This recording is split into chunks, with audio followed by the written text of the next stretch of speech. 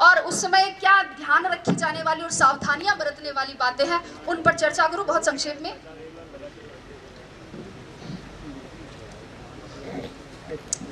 चूंकि अपनी ये जो सफलता की प्रक्रिया, इसको मैं एक कृषि के रूपक से बताना चाहूंगी।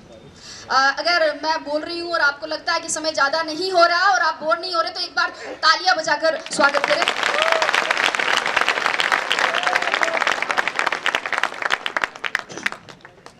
तो कृषि के रूपक से समझाना चाहूंगी, क्योंकि अब राजस्व विभाग से जुड़ गई हूँ, तो कृषि, बीज, फसल, पटवारी, गिरदावर, इनसे दिन भर सामना होता रहता है, तो उदाहरण भी वैसे ही देने लग गई हूँ।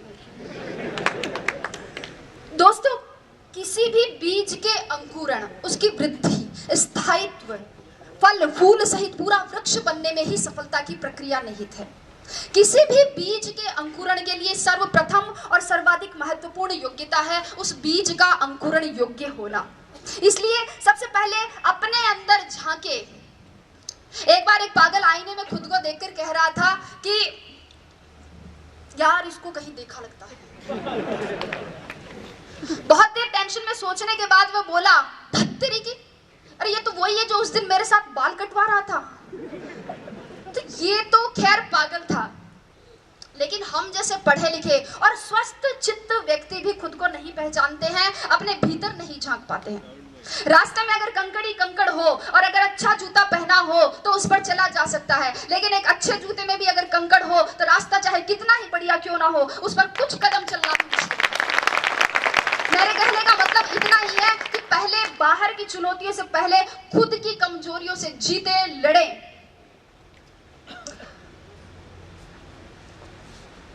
बीज के अंकुरण के बाद अंकुरण के लिए आवश्यकता होती है उपजाऊ भूमि की, और मुझे नहीं लगता कि प्रतियोगिता के दौर में उपजाऊपन के मामले में राजस्थान विश्वविद्यालय का कोई सानी होगा। यहाँ का मार्गदर्शन आपके लिए सदैव पथ प्रदर्शक का कार्य करता रहेगा।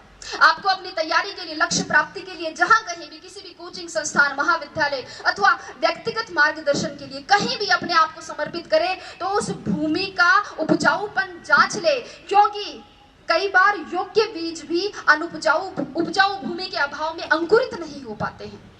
बीज के अंकुरण के पश्चात आवश्यकता होती है खाद, कीटनाशक और उत्प्रेरकों की। विद्यार्थी के लिए खाद का काम करते हैं उसकी कक्षा, उसकी पुस्तकें, उसके मित्र, उसका जो पढ़ाई का आसपास का माहौल है वो, उसके गुरुजन जो उसे एकाग्रता और ज्ञान संचय की विधि प्रदान करते हैं। एकाग्रता पर थोड़ा सा, कुछ विद्यार्थी ऐसे होते हैं जो पढ़ते हुए टीवी रेडियो चलाते हैं, एफएम चलाते हैं, और कुछ बच्चे ऐसे होते हैं जो कान में ईयरफोन डालकर म्यूजिक सुनते हुए फिर पढ़ाई करते हैं। और अगर पास में पड़ोस में कोई शादी हो रही हो, रात्रि जागरण हो, तो उन्हें डिस्टरबेंस होता है।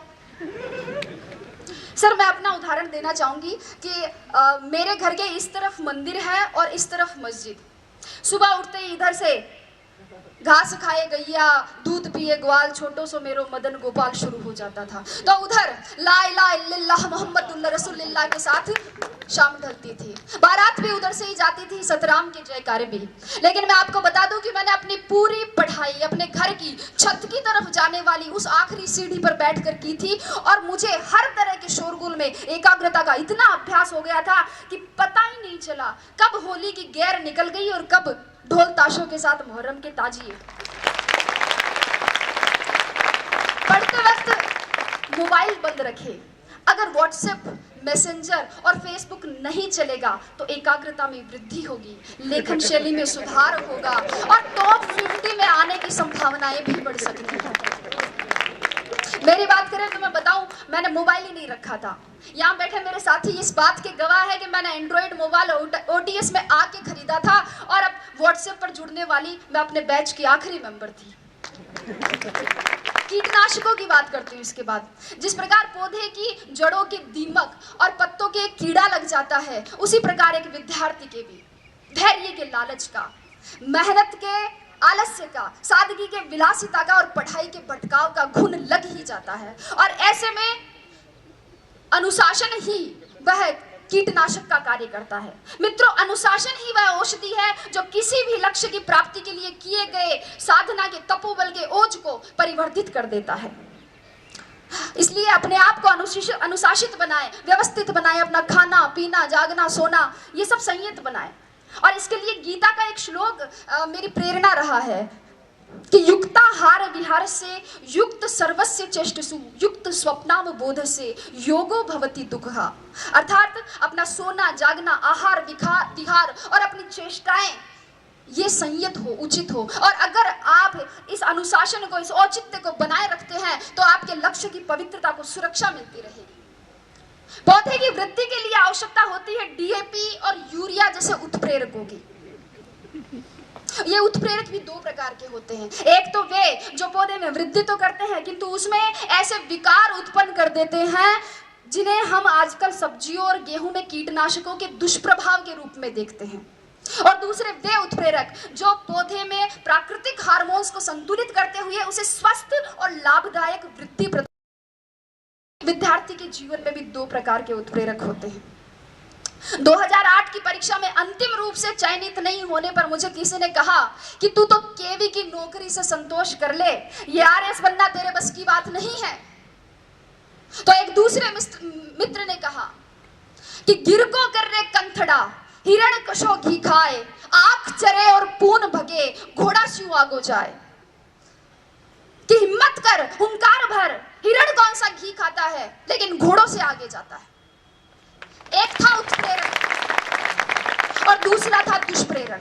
दुष्प्रेरण ना स्वयं करे ना दूसरों के दुष्प्रेरण का शिकार हो, अपने मुकाम अपने उसूल खुद तय करे और हर बार लोगों की अपेक्षाओं पर खरा उतरने की कोशिश ना करे। एक बार रात के समय एक दुकानदार बंद करने वाला था कि एक कुत्ता उसके पास में आया। कुत्ते के मुंह में थैली थी और उसमें कुछ सामान की लिस्ट थी। दुकानदार ने थैली ली, उसमें सामान डाला, बाकी पैसे डाले और सामने रख दी। कुत्ते ने थैली मुंह में उठाई और चल दिया। दुकानदार से रहा नहीं गया, वह आश्चर्यचकित होकर कुत्ते के पीछे पीछे गया ये जानने के लिए कि इतने समझदार कुत्ते का मालिक कौन है। कुत्ता कुछ देर बस स्टॉप पर खड़ा रहा। बस आई, उसमें चढ़ गया। कंडक्टर पास आते ही उसने गर्दन आगे, बेल्ट में कुछ पैसे और घर का पता था। कंडक्टर ने उसे टिकट दे दी, बाकी पैसे बेल्ट में वापस रख दिए। जो ही अपना स्टॉप नजदीक आया, कुत्ता बस में आगे की तरफ आ गया और पूंछ हिलाकर इशारा किया। बस रुकने पर कुत्ता उतर गया और आगे चल दिया। दुकानदार भी उसके पीछे पीछे चला। कुत्ते ने अपने पैर से 2-3 बार दरवाजा खटखटाया। मालिक बाहर निकल कर आया और उसने लाठी से कुत्ते की पिटाई की। आप सोच रहे होंगे कि क्यों? मालिक भी सोच रहा था। उसने पूछा इसका कारण, तो मालिक ने कहा बदतमीज ने सारी नींद खराब कर दी, चाबी लेके नहीं जा सकता था, गधा कहेगा। मित्रों, जीवन की सच्चाई भी यही है।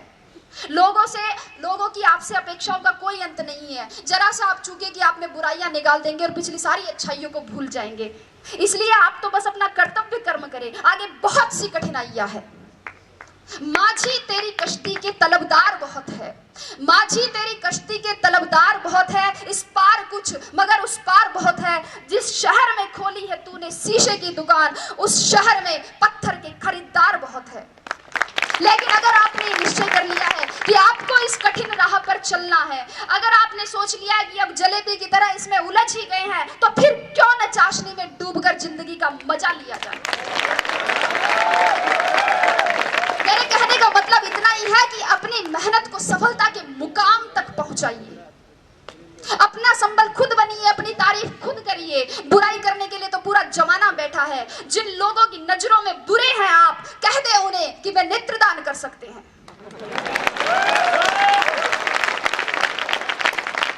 अपने आसपास के परिवेश में केवल उन्हीं तत्वों को प्रविष्ट होने की अनुमति दे जो सकारात्मक हो, विचारात्मक हो, बोधात्मक हो, सही दिशा देने वाले हो। अन्यथा आपके मस्तिष्क में क्रोध, ईर्ष्या और द्वेष के रासायनिक दुष्प्रभाव दिखने लगेंगे, जो आपकी सोने की थाली में पीतल की मेख जैसे अशोभनीय लगेंगे। तो अंत की ओर बढ़ते हुए मैं अब कहूंगी कि इन सभी तत्वों के साथ अब एक तत्व और बच जाता है, और वो है जीवनदायी जल, जिसकी आवश्यकता पौधे को वृक्ष बनने तक रहती है। यह जल कहीं से भी पौधे को मिल सकता है, वर्षा से, ओस से, भूमिगत जल के स्वतः परासरण से, कुएं से, कुंड से, नल से, पाइप से, जहां से भी मिले ये मिलना चाहिए। और जल के समकक्ष विद्यार्थी के लिए रखा जा सकता है नियमित अध्ययन को। जब तक आपके सपनों की जड़ों को नियमित अध्ययन का पवित्र जल सींचता रहेगा, तब तक आपके सपनों के पंखों में उड़ान रहेगी, जुनून में जान रहेंगी, जड़ें जमीन से जुड़ी रहेंगी और नजरों में हदें आसमान रहेगी।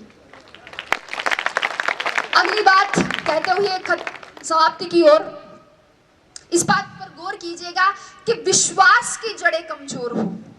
विश्वास की जड़ें कमजोर हो तो माता पिता के आशीर्वाद का जल ले। दिशा भ्रम हो तो दृष्टिकोण की जड़ों को गुरुजनों के मार्गदर्शन के जल से सींचे।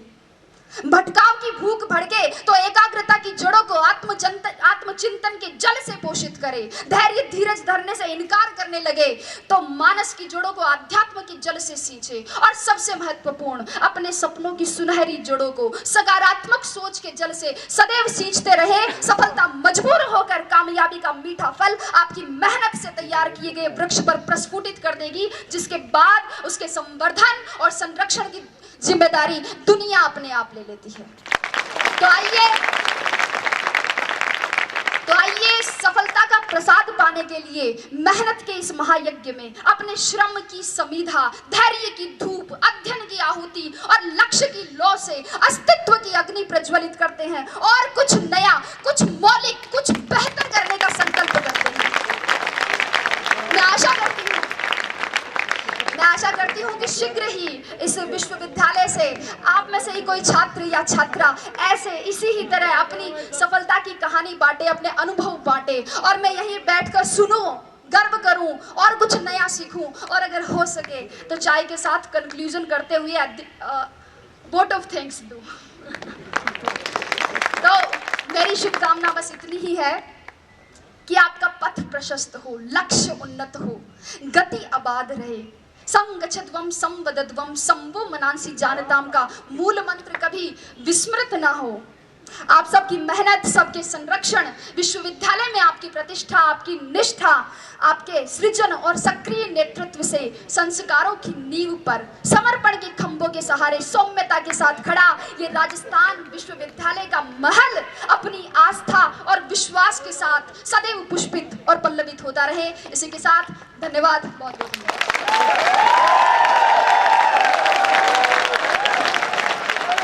बहुत बहुत धन्यवाद। आपने अपने संबोधन में संप्रेषणीयता, स्वावलंबन और आदर्शवादिता, इन तीन महान मूल्यों का संदेश हमारे प्रिय छात्रों को दिया। आगे बढ़ते हुए अब मैं आमंत्रित करना चाहूँगा श्री गोवर्धन लाल जी शर्मा को कि वो पधारें।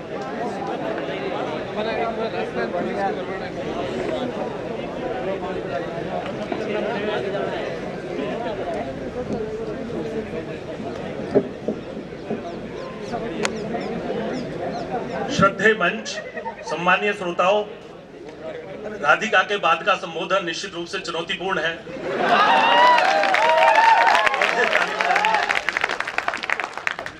कहने को ज्यादा कुछ बचा नहीं है। मेरे पूर्व जिन्होंने संबोधित किया है, बहुत कुछ कहा है। मैं जो अनछुए पहलू हैं, जिन पर कम बात हुई है, उस पर अपना फोकस करूंगा। तीन बातें मैं आपके साथ शेयर करूंगा। पहला प्लान बी, दूसरा इंटीग्रेटेड अप्रोच और तीसरी प्रैक्टिकल अप्रोच। चूंकि आजकल का जो आरएस का परीक्षा का पूरा पैटर्न है वो एक त्रिवर्षीय पंचवर्षीय योजना की तरह है और बहुत मुश्किल होता है धैर्य रखना, क्योंकि हमारे अनिल जी ने कहा कि it's A examination of patience, यह धैर्य की परीक्षा है। तो हमें एक वैकल्पिक कैरियर के रूप में निश्चित रूप से एक विकल्प रखना चाहिए। ऐसा विकल्प आप रखें जो अपनी आरएस की और जो भी सिविल सर्विसेज की आप तैयारी कर रहे हैं उसका सिलेबस उसके साथ मैच करे। कोई बैंकिंग का एग्जाम हो, कोई एसएससी का एग्जाम हो, कोई इस तरह का एग्जाम हो जिसमें जीके आए और बहुत सारी चीजें आए जो सिविल सर्विसेज की तैयारी में आपको हेल्पफुल करें। दूसरी बात, इंटीग्रेटेड अप्रोच। आपके 3 चरणों की परीक्षा ये अलग अलग नहीं है, मैं इसे बिल्कुल सेपरेट करके नहीं देखता हूं। ये इंटीग्रेटेड है, प्रीलिम्स, मेन और इंटरव्यू। चूंकि आपका जो सिलेक्शन है, आपकी जो मेरिट है, वो मेन एग्जाम और इंटरव्यू के मार्क्स पर डिपेंड करती है, उसी से आपकी मेरिट बनती है।